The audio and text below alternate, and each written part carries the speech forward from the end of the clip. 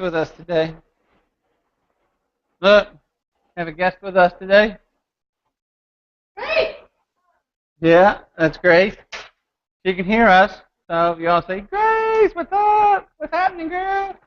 Okay, and now she can actually type questions, and so just type a question like, what's your dog's name? And it should come up right here. And then if she's got another one such as, what's your other dog's name? She could type that in there too. All right, so while we're watching, she sees this right here. So, where are we at? Cryotherapy. Okay, what's cryo? It's not crying like this, though, is it? Cryotherapy. Do we use cryotherapy in here? What's cryogenics? You ever hear cryogenics? Anybody? You ever hear of Walt Disney? Walt Disney, is he alive or is he dead? He's dead. Where is he? Don't say heaven or, Hades. No, he's not in the ground. He is actually in a freezer. Because his family wants to think that if we freeze him, then we might be able to bring him back to life when there's some kind of cure or whatever, and plug his brain in somewhere else. Cryogenics is the thought that you can freeze something, and then once something's found, that you might be able to bring it back. Cryogenics, if it's frozen, so then what's cryo? Cold. Cold. So, it's therapy. Cold therapy, application of cold for the first aid of trauma. All right? Do we use cryotherapy in the training room? Where? What? I think you said an ice bath. Well, yeah, an ice bath. Ice cups. Ice bag. Exactly, it's an ice bag. Put it on there. Ice cups. So, cold therapy. Mainly used during the first aid or the very first part of trauma. Reduces many adverse conditions related to the inflammatory or reactive phase in an acute injury. What's an acute injury? Not one that's pretty.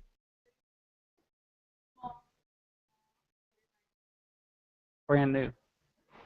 Got chronic arthritis. Is it acute or chronic? Why? Because you live with it every day. So it's always there. It just stays there. Acute injury. Sprained ankle. All right? Bruise. Right? So now we can use price. P-R-I-C-E. P is what?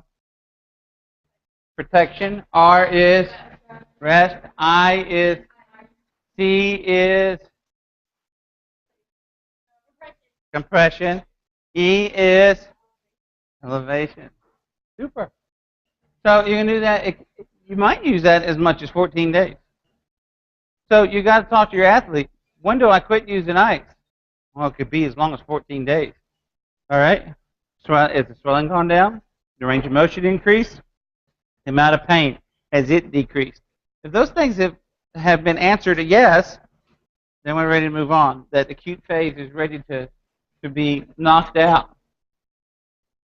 So, two most common means are to apply ice are ice or cold packs, and put that in cool or cold water. Now, what's the regular body temperature? Average body. 90. 98. 98.6. Super. So it's 98.6, and yours might be 98.7, and yours might be 95. Oh, well, that'd be a pretty frigid person, but maybe. So, but the average, 98.6.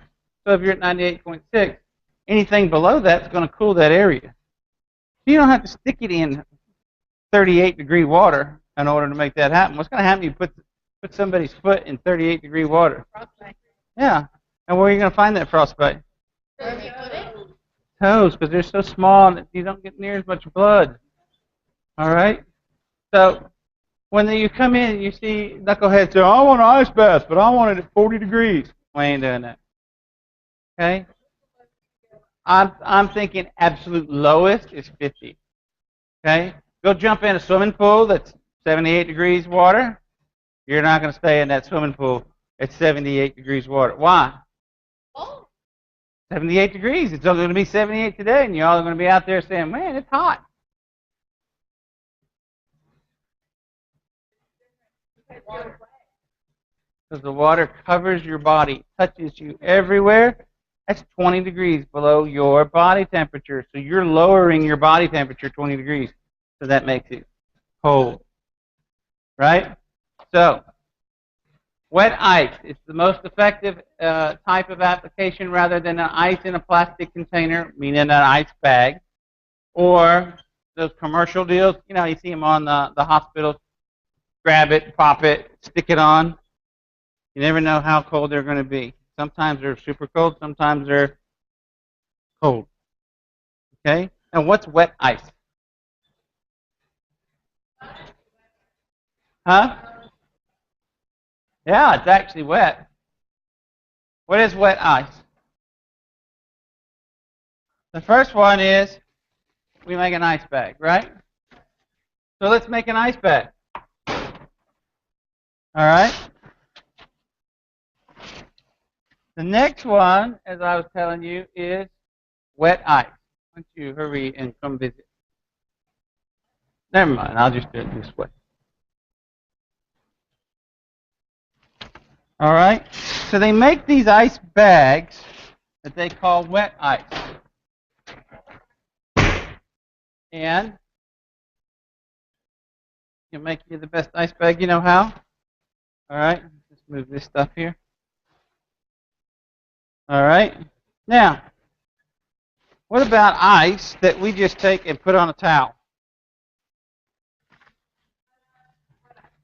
Huh? That seems crazy, doesn't it? Yeah, snow. Okay. So, they make these deals that they're made out of Velcro. They're towels, and they Velcro shut. And they call them wet ice. Okay? Yes. The ice melts. The towel gets wet. So, here we go. I can put that on somebody. What's going to happen to that? It will melt, and the water will leave and get all over the place, right? But it's not going to be where? It's not going to be in this ice bag. So when I get iced tea, right? Where is it colder, at the top or at the bottom? That's where the ice is. Exactly. So where is this colder? I put this on 20 minutes. What's going to happen to it? It melts just like this one does, right? So since it melts, and the wet ice or the ice in a towel, the water can just go away. It's always the same temperature. But what about that? I put that on. It melts. What's at the bottom? The water is, which is warmer. So it's not as cold. So wet ice is the most effective application rather than ice in a plastic container. The only problem is that it's a mess. All right? And we don't necessarily like messes. Right? Unless we want to throw some ice around. So, that's the difference between ice bag and wet ice. Pretty cool stuff. Placing cold to the skin for 15 minutes or less at a temperature of 50 degrees Fahrenheit or less will cause vasoconstriction. What is vasoconstriction? What's constriction? There's constrictors in snake world. What about a huge giant anaconda? Is it a constrictor? How's it kill its prey? Yeah, it squeezes it. And so vaso, talking about your blood or your capillaries, we constrict them. We're not trying to cause them to die, but make them smaller. So that's why we put that on there. If we make it smaller, we don't have as much blood to rush to the area, which means we don't have as much swelling that we have to try and get out later. So it's important to use ice. So, placing ice I say 20 minutes at the max. All right? But on the book that this came from, it said 15 minutes. All right? Now, there's a neat little deal on that slide. Grace, you see that slide? We can't hear you, but we can see you nod your head. See, look at that. That's like real time. This is so awesome. It is. If the cold is continuously applied at 15 to 30 minutes, got me? All right? An intermittent period of vasodilation. So now what happens to the capillaries? They open up. And so the vasodilation occurs for 4 to 6 minutes, and that's known as hunting response. You certainly need to know that. It's underlined. Hunting response. It's a reaction against tissue damage from too much cold exposure. So think about that. We got that ice bag, right? She's got that on her elbow. Okay? Now think about all the cool stuff that the body does. Do you really think that God would have left out, say, frostbite protection? No! So here's this one spot. All those little capillaries are all just sitting there shivering, and the guys on the outside are saying, how come you're not cold over here? It's not cold over here. What about you way down there in the lake? No, we're not cold either. What's your problem? What, you got the AC on? Come on. And so the body says, well, I've got enough blood that I can heat this area back up again.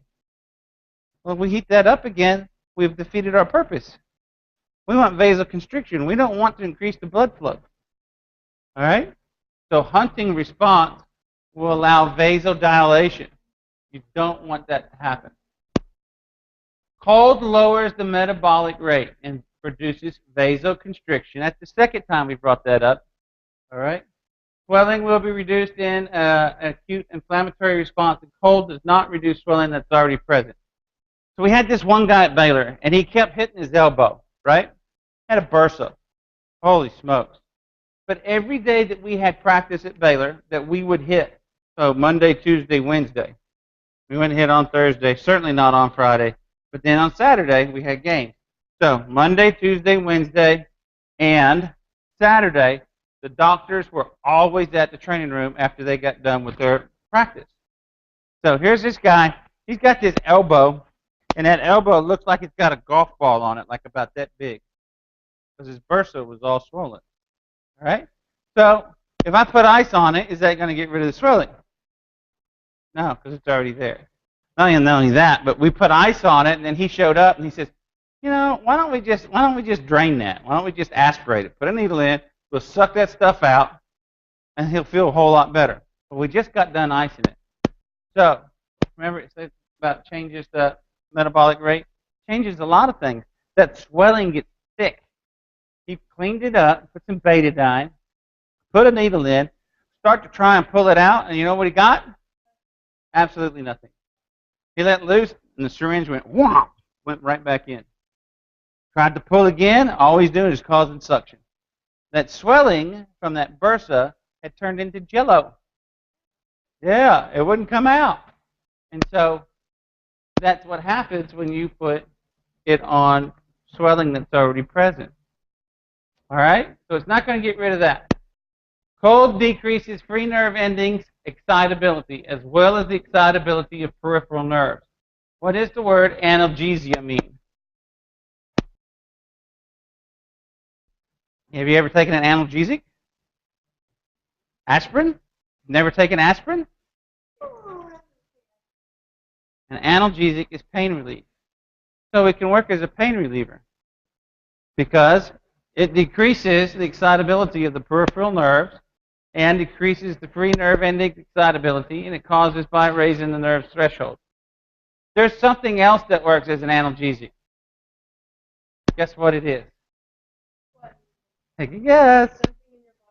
No. It's something else that we would put on somebody.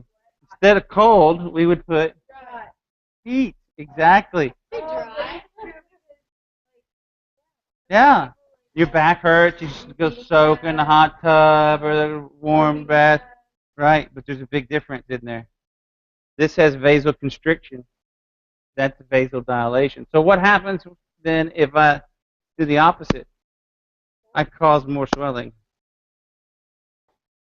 See, unfortunately, we still see this craziness where we'll have children come in and they'll have sprained their ankle, and then the next day it'll be swollen, huge.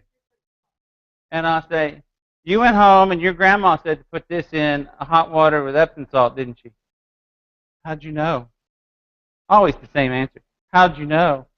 Because look at it. It was great before yesterday. It was doing super. I told you we could control this. And I told you what to do, but instead you went home and did your own thing. Have you ever seen us use hot water and Epsom salt in the training room? Beats me.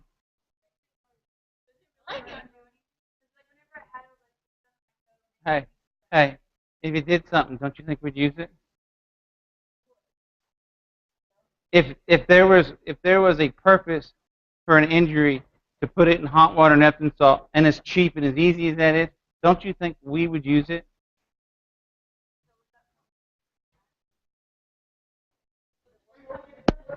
Maybe. So, Grace, don't put any hot water and Epsom salt on your stuff.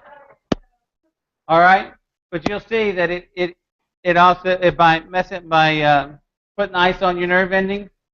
All right, it works as a painkiller. All right, bam, there we go. Cold in general is more penetrating than heat. All right, cold in general is more penetrating in heat than heat. What? Remember George last year?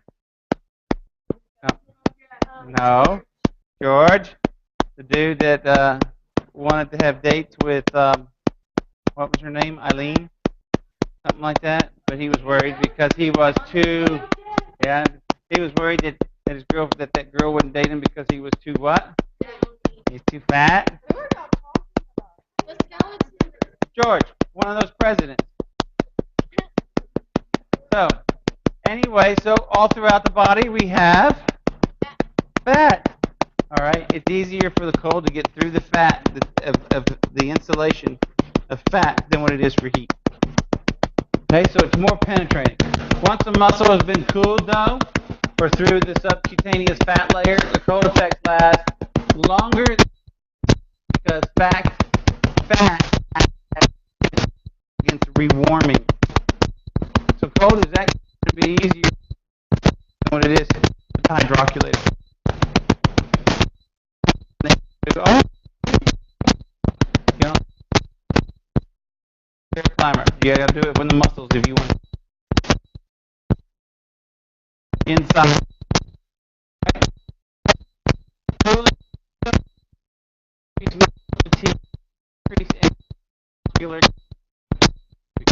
Increase the local metabolic rate and tissue temperature. So what's our metabolic rate? What's our metabolic rate? How we burning our fuel? So we decrease burning our fuel. Is that the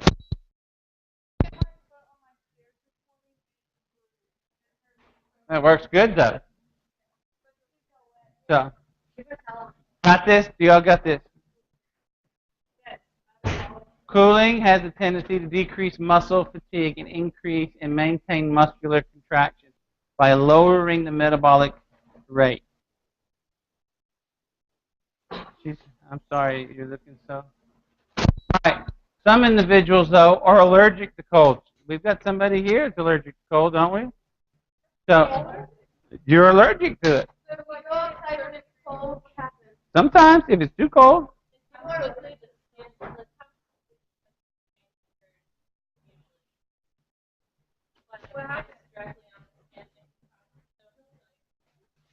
Well, here it is. Some individuals are allergic to cold and react in hives and joint pain and swelling.